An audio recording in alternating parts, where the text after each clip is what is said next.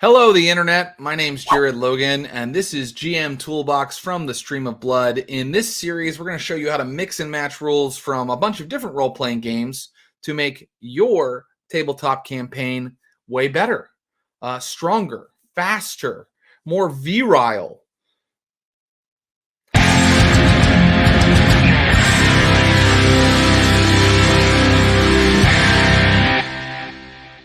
Look, you've asked your friends to play your favorite tabletop role-playing game, and they're excited because you've told them they get to play as rogues and warriors and people who can change the very fabric of reality with their minds. And they're like, let's do this, let's play. And you're like, okay, just read this 420-page manual and then fill out these forms. And when that's done, we'll get started. Well, I've already explained in my previous video why that might be a bad thing. And we talked about a couple of ways to add a randomization to the character creation process to make it more fun. But you might be like, Jared, I can't stand the idea of just dice rolls making decisions for me or my players. I have to have control. I have to have control, Jared. I have emotional problems. Okay, I hear you.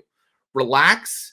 Take a Lexapro, sit down. There's a solution for you to keep that control, but also make character creation into a game. And that's called Lifepath character creation. Lifepath character creation is basically creating the character for your tabletop role-playing game, but as you do so, you tell the story of the character's life. Lots of games use it. The Modifius games, Conan and Star Trek Adventures use it a little bit. A game like Traveler or Burning Wheel uses it a lot. Every step of character creation is a part of that character's life. You find out what happened in their childhood, adolescence, young adult years, and onward. And this is a good way to create characters because it does a couple things. It turns character creation into part of the game. You are generating an entertaining story while you create the characters, and everybody can listen to that story and be involved in it. It lets your players know a lot about their character's backstory, so they have all kinds of details that they can draw on when they're playing through the adventures you have prepared for them later. It still allows the players to make decisions, which is super important, but it allows them to make decisions without agonizing over all the numbers and details on the sheet that they might not understand yet because they may not have read the damn book. So while everybody might not know what the various stats and ratings in your tabletop role-playing game that you're playing mean, they can all answer a couple questions. And that's how Lifepath character creation works. With just a little bit of extra work up top for the game master, you're going to turn your game's character creation process into a kind of questionnaire or a quiz. It's kind of like filling out a Cosmo quiz. And who doesn't love to fill out a Cosmo quiz? You learn a lot about your sex life that way. I'm going to show you how this would work with an example. I have an example here. Let's say I ask you, I go, hey, do you want to create a character for my Vampire the Masquerade 5th edition game? And you go, yeah, sure, I'd love to. Give me the sheet. And I go, actually, I'm going to hold on to the sheet, and I'm just going to ask you a couple questions about your character, and we're all going to sit around and find out about your character's life. And now we're telling a story. So the first question I might ask you is, thinking about your character's life, in her childhood, what was she the best at? Beating up other kids, playing sports, running 10 blocks, making friends, getting out of trouble, controlling her temper, getting good grades, finding a shortcut, or finishing things that she started. Then I might ask you, which of those was your character the worst at as a child? I might ask, which 3 of these things was she pretty good at? And what your player might not know is that all of these things have a meaning in the game. For example, beating up other kids is how I've translated the attribute of strength. So if she said she was best at beating up other kids, I would give her a 4 in strength. Playing sports, that equals dexterity in my little questionnaire translation system. And so we know that the character was good at playing sports. They might have 3 in that or 4 in that. Things that she was really bad at, 2 dots, or the horrible 1 dot trait that you get in Vampire the Masquerade. And finally, your player might tell you, okay, you know what? Growing up, my character got really bad grades. That was okay because she was best at getting out of trouble. Interesting. You've created a story. We're starting to already get an idea of who this person is before they even become a vampire.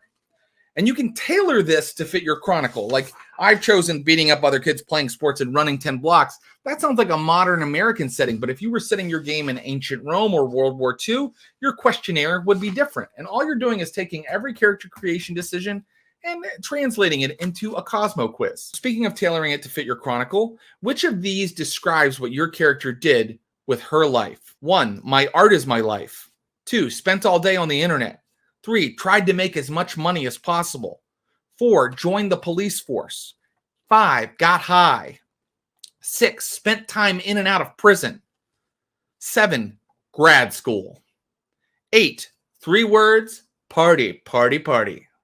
And 9, went to Iraq with the Marine Corps. What the player doesn't know is that each of those biography descriptions I just used corresponds to one of the profession packages on page 145 of Vampire the Masquerade 5th edition. And once you have her pick a profession package by just kind of telling us what her character did with her life, then you can fill in all of her skills for her. You could create your own professions for your chronicle, professions that focus on the setting and themes that you're telling in your story. This is how the game master actually gets to get input into what kind of characters are created. So instead of like join the police force, you might have more criminal occupations, like I was a safecracker, I was a muscle for a mafia don, I was, and then you're getting more like a criminal focused campaign, more of an Ocean's 11 in the world of vampire, Las Vegas by night, maybe. You gotta be nuts too. And you're gonna need a crew as nuts as you are. So maybe your player tells you that her character that got bad grades but always managed to talk her way out of trouble actually ended up joining the military because it was kind of the only option for her. She didn't have good enough grades to get into college, and she thought maybe the GI Bill, going into the military. So she chooses the military option, went to Iraq with the Marine Corps. And that's an interesting character because I think normally when someone makes a soldier character, they go, I'm going to focus on physical dots and, dots that help me be a fighter and a shooter. But there are all types of people in the military. There are principled people. There are unprincipled people. There are people that are really good at physical activities. And then there are people who are probably very charismatic or manipulative. And so that's starting to already create an interesting story with some twists for us. Finally, you might ask your player, all right, your character was bit by a vampire. The vampire consumed your blood and then gave you the gift of immortality. What type of vampire bit you? And then you give them a list of choices.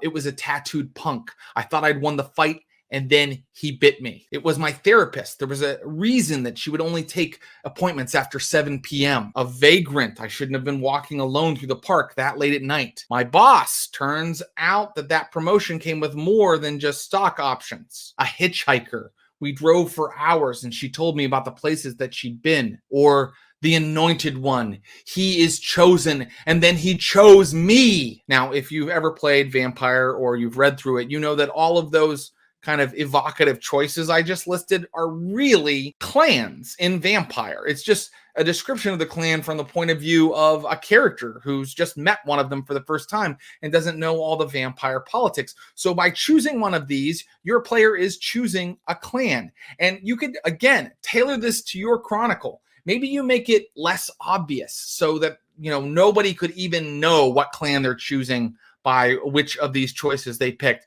Maybe you make it not obvious at all, or maybe you make it a little more obvious. Either way, the person is making the decision based on story, not based on stats and game mechanics. And you might end up with a player who says, okay, look, we've decided that my character, she got horrible grades at school, wasn't, really studious, but she always talked her way out of trouble. She ended up landing in the military where she got dishonorably discharged. And then one night she was bit by the anointed one, the chosen one who chose her. So she's a military personnel who was way better at talking her way out of trouble than knowing things. And she joined some sort of cult. You've ended up with a Tremere character who's not book smart, who's very good at manipulating people and who has some skills of a soldier. That is an incredibly unique character. It is not an expected character. It's something that came out of telling a story with all of your friends. And that is incredibly fun, and it leads to things that are unexpected. And that's what we want to do. We want to generate surprises when we play these games. Games like Burning Wheel and Traveler do this already, but all games should do it because life is way too short to spend a 3-hour game session just doing homework. I stopped doing homework at level 1 of my life path, and you should too. That's it for this video. If you like what you saw, please subscribe here on YouTube. We stream 3 times a week on Twitch if you'd like to see some of these ideas and techniques in practice. And if any of this was useful to you or you have a different way that you like to do it, please sound off in the comments below. Until next time, happy gaming, you son of a bitch.